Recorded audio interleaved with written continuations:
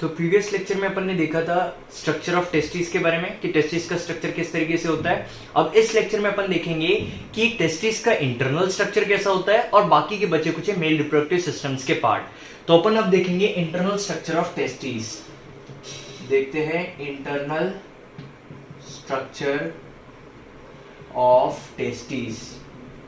तो जब टेस्टिस के बारे में अपन बात करते हैं तो टेस्टिस दो लेयर्स से मिलकर बना होता है। ये होता है टेस्टिस, ये है टेस्टिस, ओवल शेप टेस्टिस। तो ये जो टेस्टिस है ये दो लेयर से मिलकर बना होता है। इसका जो इनर मोस्ट लेयर होती है इस लेयर को बोला जाता है ट्यूनिका अल्ब्यूजिना। तो ये इसकी इनर मोस्ट लेयर और इस इनर मोस्ट लेयर को बोला जाता है ट्यूनिका अल्ब्यूजिना। तो ये हो गई इनर मोस्ट लेयर और इसे कहा जाता है ट्यूनिका एल्ब्यूजिना। फिर इसके बाद इसके आउटर मोस्ट लेयर होती है, ये सब प्रोटेक्टिव लेयर्स होती है जो टेस्टिस को प्रोटेक्शन का काम करती है। इसके बाद ये होती है आउटर मोस्ट लेयर और ये जो आउटर मोस्ट लेयर होती है इसे बुलाया जाता है ट्यूनिका वेजाइनालिस। ये थिक होती है। तो ये वाली जो लेयर है इस लेयर को बोला जाता है ट्यूनिका वेजाइनालिस। तो ये हो गया टेस्टिस का स्ट्रक्चर। इनर मोस्ट लेयर है ट्यूनिका एल्ब्यूजिना। ट्यूनिका एल्ब्यूजिना इसकी इनर मोस्ट लेयर है और बाहर की जो लेयर है इस लेयर को बोला जाता है ट्यूनिका वेजाइनालिस। अब होता क्या है, तो ये जो ट्यूनिका एल्ब्यूजिना होता है इसकी कुछ इनफोल्डिंग्स प्रेजेंट रहती है टेस्टिस के अंदर। इस तरीके से इसकी कुछ इनफोल्डिंग्स प्रेजेंट रहती है टेस्टिस के अंदर, जिसके कारण टेस्टिस के अंदर कंपार्टमेंटलाइजेशन हो जाता है। कंपार्टमेंटलाइजेशन का मतलब है ये जो टेस्टिस हो जाता है इसके अंदर बहुत सारे कंपार्टमेंट्स की फॉर्मेशन होती है। तो ये जो इनफोल्डिंग दिख रही है ये इनफोल्डिंग है ट्यूनिका एल्ब्यूजिना की और इस इनफोल्डिंग को बोला जाता है टेस्टिकुलर सेप्टम। इस इनफोल्डिंग को बोला जाता है टेस्टिकुलर सेप्टम। तो अपन लिख सकते हैं टेस्टिकुलर सेप्टम के बारे में कि इट इज फॉर्म्ड, या फिर अपन लिख सकते हैं it is formed by the enfolding of tunica albuginea। तो ये किस तरीके से फॉर्म हुआ टेस्टिकुलर सेप्टम, तो ये जो ट्यूनिका एल्ब्यूजिना रहता है उसी की ये इनफोल्डिंग होती है। अब इस ट्यूनिका एल्ब्यूजिना के इनफोल्डिंग के कारण टेस्टिकुलर सेप्टम की फॉर्मेशन हो गई। सेप्टम के फॉर्मेशन होने के कारण यहाँ पे लगभग 200 से 300 कंपार्टमेंट्स की फॉर्मेशन होती है। तो अपन लिख सकते हैं 200 to 300 कंपार्टमेंट्स। इस सेप्टम के कारण लगभग 200 से 300 कंपार्टमेंट्स की फॉर्मेशन होती है। अब इस कंपार्टमेंट के अंदर एक हाईली कॉइल्ड ट्यूबुलर स्ट्रक्चर होता है, जो आगे की तरफ ट्यूबुलर रहता है और इस तरफ कॉइल रहता है। तो कुछ इस तरीके का स्ट्रक्चर रहता है और इस स्ट्रक्चर को बोला जाता है सेमिनिफेरस ट्यूब्यूल्स। इसे कहा जाता है सेमिनिफेरस ट्यूब्यूल्स। तो ये जो स्ट्रक्चर अपन ने बनाया इसे बोला जाता है सेमिनिफेरस ट्यूब्यूल्स।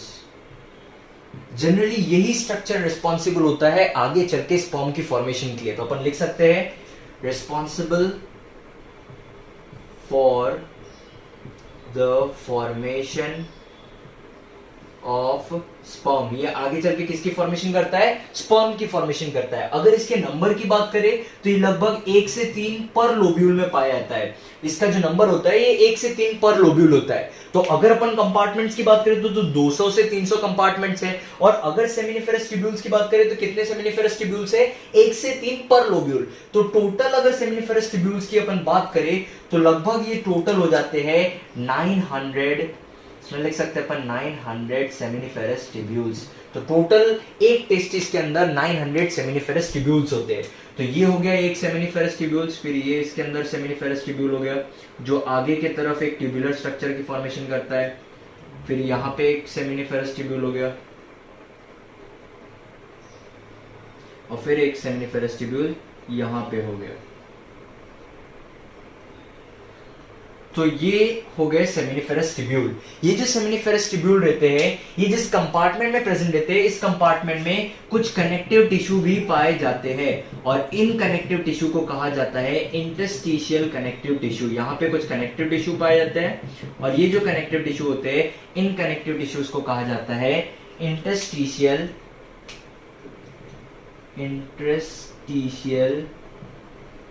Connective tissue. इनको कहा जाता है इंटरस्टिशियल कनेक्टिव टिश्यू। अब ये जो स्ट्रक्चर है सेमिनिफेरस ट्यूब्यूल, इसका जो आगे का ट्यूबुलर वाला पार्ट रहता है, ये आगे चल के एक कैनल की फॉर्मेशन कर लेता है या फिर एक ट्यूब्स के नेटवर्क की फॉर्मेशन कर लेता है। ये कुछ इस तरीके से ट्यूब्स के नेटवर्क की फॉर्मेशन कर लेता है। यहां पे बहुत सारे ट्यूब्स के नेटवर्क की फॉर्मेशन हो जाती है और ये जो ट्यूब का नेटवर्क यहाँ पे बनता है, इस ट्यूब के नेटवर्क को बोला जाता है रेटे टेस्टिस। तो इस ट्यूब के नेटवर्क को कहा जाता है रेटे टेस्टिस। क्या देखा अपन ने? तो ये एक टेस्टिस का स्ट्रक्चर है। फिर अपन ने देखा कि इसका जो ये इनर मोस्ट लेयर होता है, जिसे ट्यूनिका एल्ब्यूजिना बोला जाता है, इसकी इनफोल्डिंग्स के कारण क्या होता है? सबसे इंपॉर्टेंट चीज, इसकी इनफोल्डिंग्स के कारण यहाँ पे टेस्टिकुलर सेप्टम की फॉर्मेशन होती है। ये जो टेस्टिकुलर सेप्टम रहता है, इसके कारण बहुत सारे कंपार्टमेंट्स की फॉर्मेशन होती है। टेस्टिस में लगभग 200 से 300 कंपार्टमेंट्स बन जाते हैं। अब होता क्या है, कंपार्टमेंट्स बन जाते हैं, इसके कारण क्या होता है, तो ये जो एक टेस्टिकुलर लोब होता है, या टेस्टिस है ये पूरा, अब ये अलग अलग कंपार्टमेंट्स में डिवाइड हो गया और टोटल कंपार्टमेंट्स कितने हैं? लगभग 200 से 300 कंपार्टमेंट्स इसके अंदर प्रेजेंट है। अब इसके अंदर आगे की तरफ एक कॉइल्ड स्ट्रक्चर और पीछे की तरफ एक ट्यूबुलर स्ट्रक्चर देखा जाता है, जिसे बोला जाता है सेमिनिफेरस ट्यूब्यूल्स। यही स्ट्रक्चर रिस्पॉन्सिबल होता है स्पर्म्स के फॉर्मेशन के लिए। और अगर इसके नंबर की बात करें तो एक लोब्यूल में लगभग 1 से 3 पाया जाता है। तो टोटल नंबर इसका हो जाता है 900 सेमिनिफेरस ट्यूब्यूल्स। अब ये जो ट्यूबुलर स्ट्रक्चर होता है, ये आगे चल के एक नेटवर्क फॉर्म करता है ट्यूब्स का, और इसी नेटवर्क को बोला जाता है रेटे टेस्टिस। अब होता क्या है, तो यहाँ पे टेस्टिस का ये वाला जो पार्ट है, ये वाले पार्ट जो रहता है, ये कनेक्टेड रहता है एपिडिडाइमिस से। ये वाला पार्ट कनेक्टेड रहता है एपिडिडाइमिस से और यहाँ पे बहुत सारे कैनल्स की, स्मॉल कैनल्स की फॉर्मेशन होती है, स्मॉल ट्यूब्स की फॉर्मेशन होती है, जो आगे जाके एपिडिडाइमिस से जुड़ जाते हैं। तो ये जो है, ये बहुत सारे कैनल्स है या फिर स्मॉल ट्यूब्स है, जो आगे चल के एपिडिडाइमिस से जुड़ गए हैं। और इन्हीं स्मॉल ट्यूब्स को कहा जाता है वासा इफ्रेंशिया। इन स्मॉल ट्यूब्स को बोला जाता है वासा इफ्रेंशिया। ये करते क्या है, तो ये स्पर्म्स को कंडक्ट करते हैं एपिडिडाइमिस तक के। तो अपन लिख सकते हैं, it helps in the conduction of sperm, helps in conduction of sperm in epididymis। तो क्या देखा अपन ने, यहाँ पे देखा कि स्पर्म की फॉर्मेशन जो हो रही है वो सेमिनिफेरस ट्यूब्यूल में हो रही है। इस कॉइल्ड स्ट्रक्चर में स्पर्म की फॉर्मेशन हो रही है, फिर स्पर्म ट्रैवल होके इस कॉइल्ड स्ट्रक्चर से ट्यूबुलर स्ट्रक्चर तक के पहुंच रहा है, फिर ये ट्यूबुलर स्ट्रक्चर आपस में मिलकर एक नेटवर्क की फॉर्मेशन कर रहे हैं, जिसे रेटे टेस्टिस बोला है। स्पर्म अब रेटे टेस्टिस तक के पहुंच चुका है। फिर इसके बाद क्या होता है, तो स्पर्म इस रेटे टेस्टिस से कुछ कैनल या फिर स्मॉल ट्यूब्स से निकलते हैं टेस्टिस के बाहर, और इन स्मॉल ट्यूब्स को बोला जाता है वासा इफ्रेंशिया। ये आगे चल के जुड़ा हुआ होता है एपिडिडाइमिस से, या फिर अपन बोल सकते हैं वो जो स्पर्म कलेक्ट किया इसने, ये पहुंचा देता है एपिडिडाइमिस में। तो अपन ने यहाँ पे देखा है इंटरनल स्ट्रक्चर ऑफ टेस्टिस, देखा है किस तरीके से उसका इंटरनल स्ट्रक्चर होता है टेस्टिस का। तो अब अपन देखते हैं सेक्शन ऑफ टेस्टिस के बारे में, कि टेस्टिस का सेक्शन किस तरीके से दिखता है। तो अपन देखेंगे सेक्शन ऑफ टेस्टिस। तो जनरली अपन टेस्टिस के बारे में जब अपन बात करते हैं, तो उसके सेक्शन में सबसे इंपॉर्टेंटली जो स्ट्रक्चर प्रेजेंट रहते हैं, ये हो गए सेमिनिफेरस ट्यूब्यूल्स। ये हो गए सेमिनिफेरस ट्यूब्यूल्स।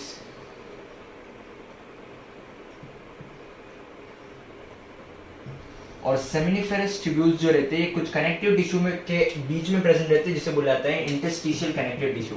तो ये कनेक्टिव टिश्यू है।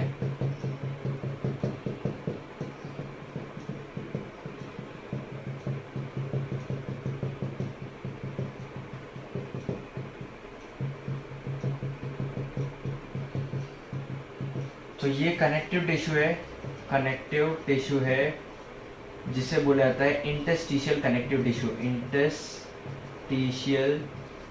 टिश्यू। अब होता क्या है, तो ये जो सेमिनिफेरस ट्यूब्यूल्स होते हैं ये जर्मिनल एपिथेलियम सेल से लाइन रहते हैं। तो अगर अपन इसके स्ट्रक्चर के बारे में देखें तो ये जर्मिनल एपिथेलियम सेल से लाइन रहते हैं, और इसके पास जो जर्मिनल एपिथेलियम रहते हैं वो दो अलग अलग टाइप के जर्मिनल एपिथेलियम टिश्यूज होते हैं। तो एक होते हैं क्यूबॉइडल शेप जर्मिनल एपिथेलियम, ये हो गए cuboidal shape germinal epithelium.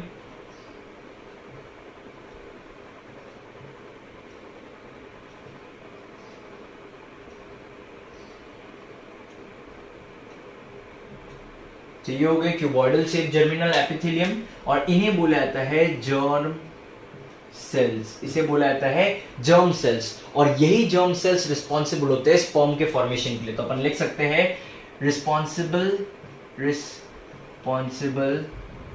For the formation of sperm, यही रिस्पॉन्सिबल होते हैं आगे चल के स्पर्म के फॉर्मेशन के लिए। अब इन जर्म सेल्स के अलावा भी एक और सेल्स पाए जाते हैं यहाँ पे जिन्हें बोला जाता है सर्टोली सेल्स, और ये जो सर्टोली सेल्स होते हैं ये ट्रायंगुलर शेप होते हैं, इस तरीके से ट्रायंगुलर शेप सेल्स रहते हैं। इन ट्रायंगुलर शेप सेल्स को बोला जाता है, इन सेल्स को बोला जाता है सर्टोली सेल्स। और ये जो सर्टोली सेल्स रहते हैं, सर्टोली सेल्स, ये जो सर्टोली सेल्स रहते हैं ये क्या करते हैं, तो जो डेवलपिंग स्पर्म रहता है उसे ये नरिशमेंट प्रोवाइड करते हैं। तो अपन इसमें लिख सकते हैं it provides nourishment to the developing sperm. ये क्या करते हैं, तो डेवलपिंग स्पर्म को नरिशमेंट प्रोवाइड करते हैं। इसके अलावा एक और इंपॉर्टेंट चीज है कि ये जो कनेक्टिव टिश्यू रहता है, इंटरस्टिशियल कनेक्टिव टिश्यू रहता है, इसमें कुछ सेल्स के पैचेस प्रेजेंट रहते हैं, कुछ सेल्स पैचेस में प्रेजेंट रहते हैं। जैसे यहाँ पे एक सेल्स का पैच है, फिर अलग अलग जगह पे सेल्स का पैचेस रहता है, ये अलग अलग जगह पे सेल्स का पैचेस है, यहाँ पे एक सेल्स का पैच हो सकता है, मतलब अलग अलग जगह पे सेल्स प्रेजेंट रहते हैं। और ये जो यहाँ पे सेल्स प्रेजेंट रहते हैं इन सेल्स को बोला जाता है इंटरस्टिशियल सेल्स, या फिर इसे बोला जाता है लेडिक सेल्स। तो इसे अपन बोल सकते हैं इंटरस्टिशियल सेल, या फिर इसे बोला जाता है लेडिक सेल, इसे बोला जाता है लेडिक सेल। अब जनरली ये जो सेल रहते हैं ये इंपॉर्टेंट सेल रहते हैं। क्यों इंपॉर्टेंट सेल रहते हैं, क्योंकि यही सेल आगे चल के टेस्टोस्टेरॉन की फॉर्मेशन करते हैं। तो अपन लिख सकते हैं इट फॉर्म्स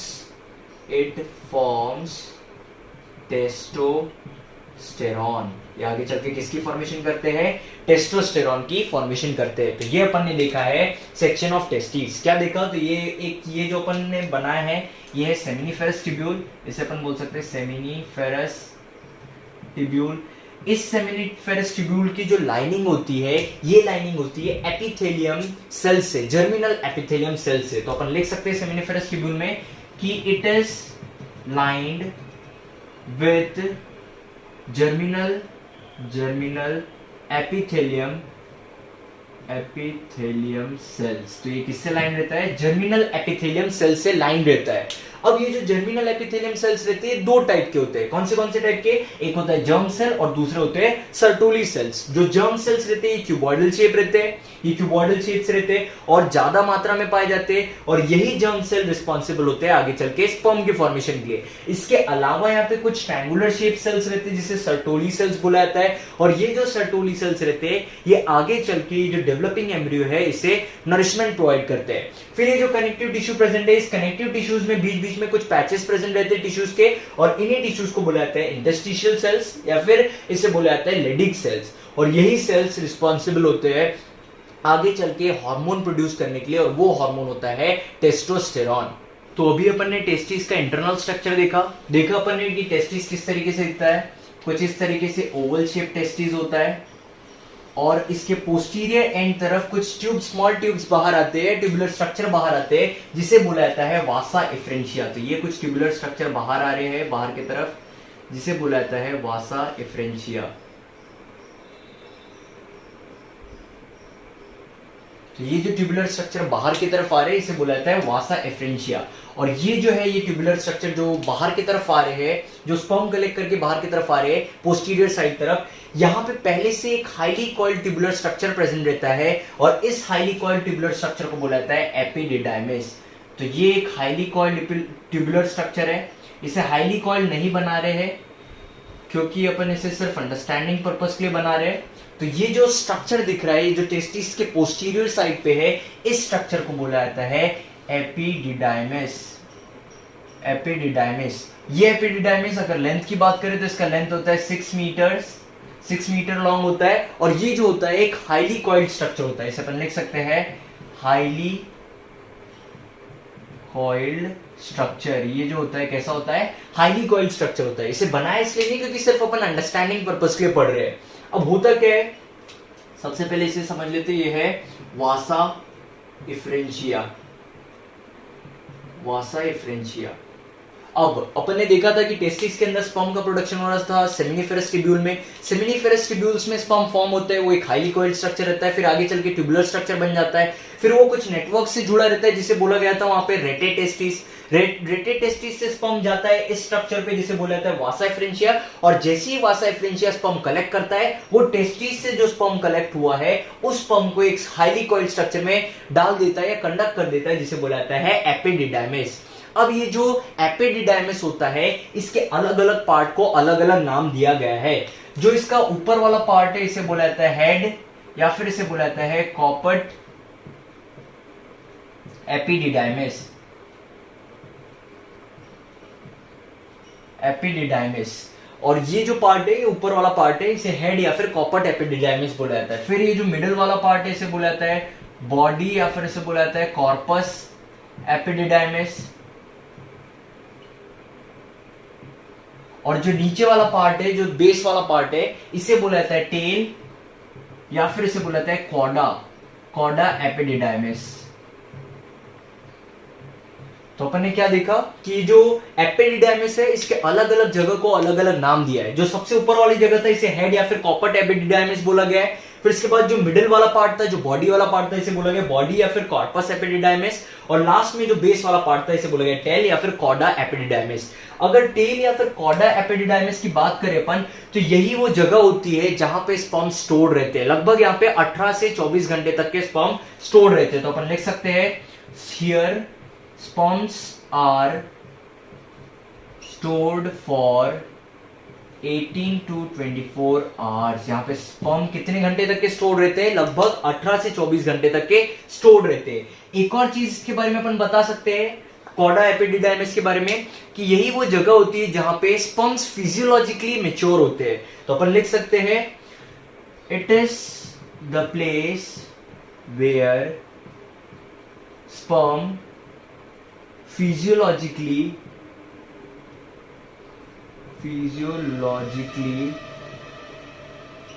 मैच्योर्स। तो यही वो जगह होती है जहां पे स्पर्म फिजियोलॉजिकली मैच्योर होता है। तो क्या देखा अपन ने, सेमिनिफेरस ट्यूब्यूल में स्पर्म बना, वो हाईली कॉइल्ड स्ट्रक्चर था। फिर उसके बाद ट्यूबुलर स्ट्रक्चर था, वो स्पर्म रेटे टेस्टिस तक के पहुंचा। रेटे टेस्टिस से पहुंचने के बाद वो वासा इफ्रेंशिया में गया। वासा इफ्रेंशिया जो रहता है, ये आगे चल के पोस्टीरियर एंड की तरफ ओपन होता है, और इस पोस्टीरियर एंड की तरफ एक हाईली कॉइल्ड ट्यूबुलर स्ट्रक्चर होता है जिसे बोला जाता है एपिडिडाइमिस। ये लगभग 6 मीटर लॉन्ग रहता है।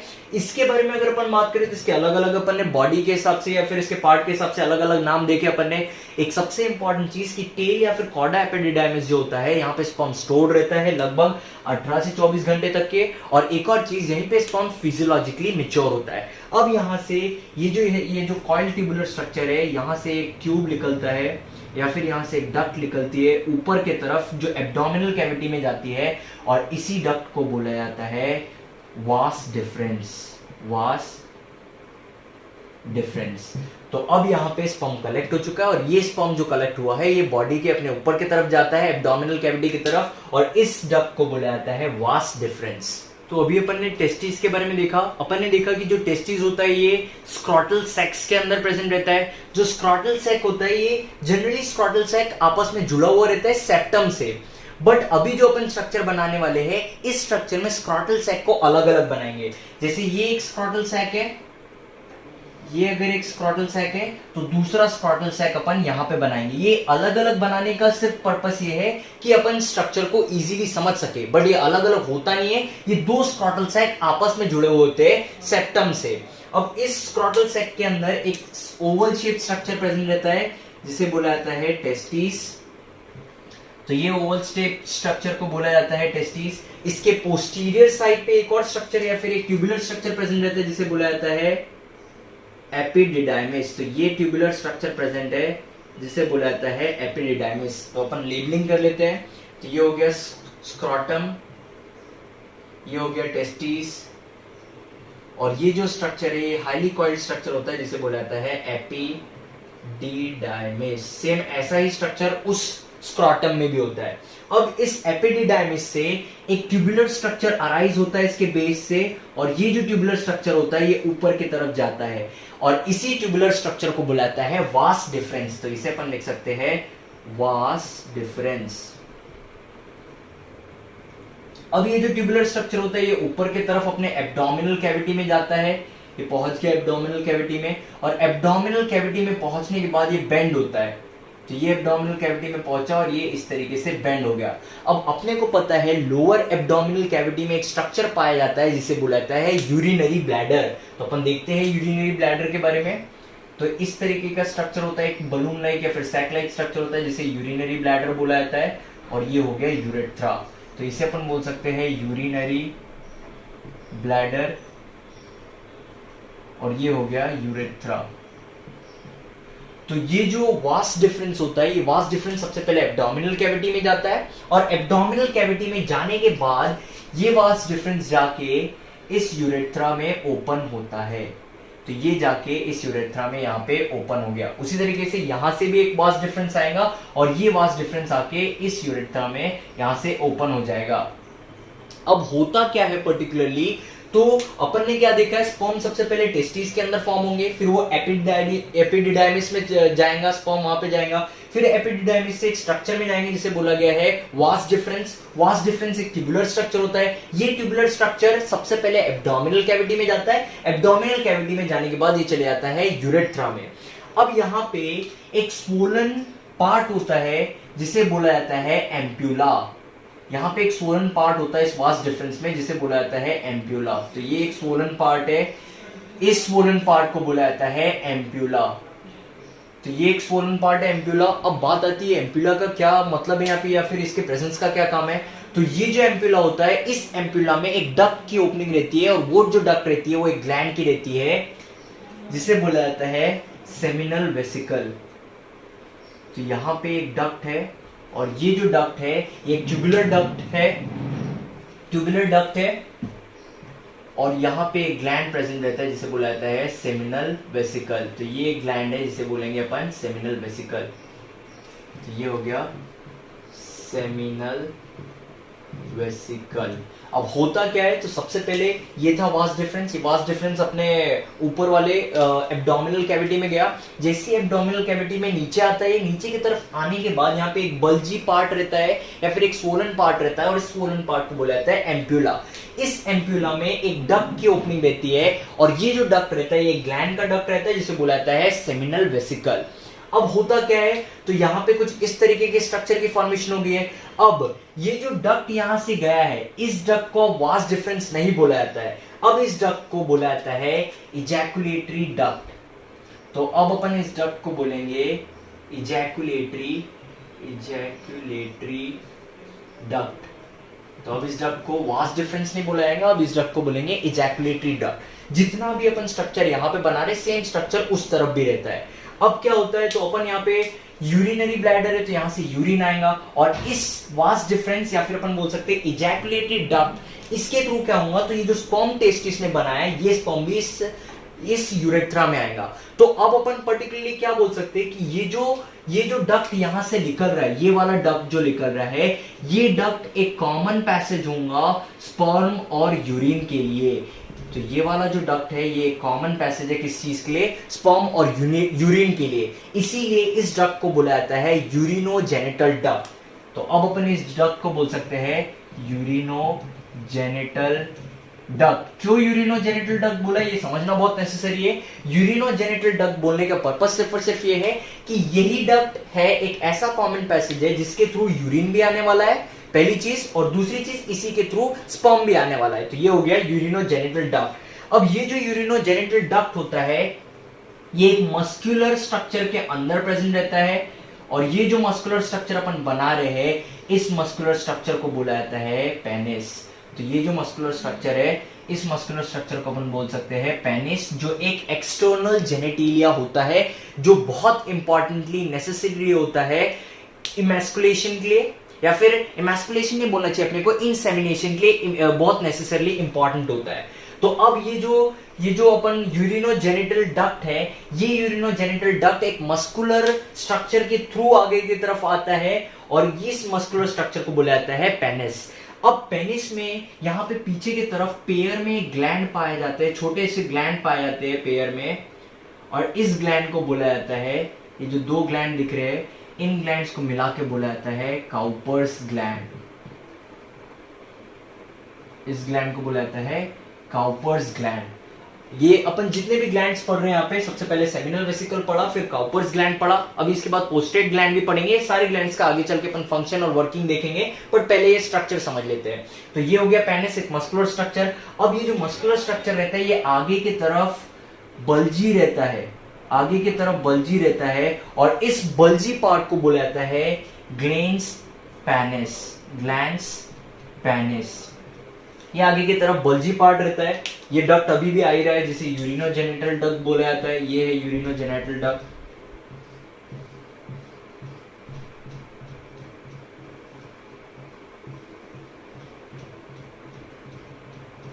तो ये अपन ने देखा है पेनिस के स्ट्रक्चर के बारे में। अब यहाँ पे जो स्किन रहती है, ये जो स्किन रहती है इसे फोर स्किन बोला जाता है। यहाँ पे एक स्किन रहती है और यहाँ पे एक ओपनिंग प्रेजेंट रहती है। तो ये इस तरीके का स्ट्रक्चर रहता है। यहाँ पे जो स्किन रहती है होती है फोर स्किन। ये जो फोर स्किन होती है ये बहुत सेंसिटिव पार्ट होती है इस पेनिस का। ये सबसे इंपॉर्टेंट और सेंसिटिव पार्ट होता है पेनिस का। तो अपन ने क्या देखा है, जनरली अपन ने देखा टेस्टिस में स्पर्म की फॉर्मेशन हो रही थी। स्पर्म की फॉर्मेशन होने के बाद यहाँ पे जो स्पर्म था ये सबसे पहले एपिडिडाइमिस में आया। एपिडिडाइमिस के बाद ये ट्यूबुलर स्ट्रक्चर में आया जिसे वास डिफरेंस बोला गया। फिर ये जो वास डिफरेंस था ये वास डिफरेंस अपने एब्डोमिनल कैविटी में गया। जैसे ये एब्डोमिनल कैविटी में गया, एब्डोमिनल कैविटी में ये बेंड होने के बाद वापस नीचे की तरफ आया, और जब ये बेंड होके नीचे की तरफ आया तो यहाँ पे एक बल्जी स्ट्रक्चर प्रेजेंट था, और इस बल्जी स्ट्रक्चर को बोला गया है एम्प्यूला। अब होता क्या है पर्टिकुलरली, तो ये जो एम्प्यूला होता है यहाँ पे एक डक्ट की ओपनिंग रहती है, और ये जो डक्ट होता है ये ग्लैंड का होता है जिसे बोला जाता है सेमिनल वेसिकल। अब होता क्या है, तो यहाँ पे ये जो इतना पार्ट है, ये जो इतना पार्ट है, ये यहां से लेके यहां तक के जो पार्ट है डक्ट का, अब ये वास डिफरेंस नहीं है। अब इस डक्ट को बोला जाता है इजैकुलेटरी डक्ट।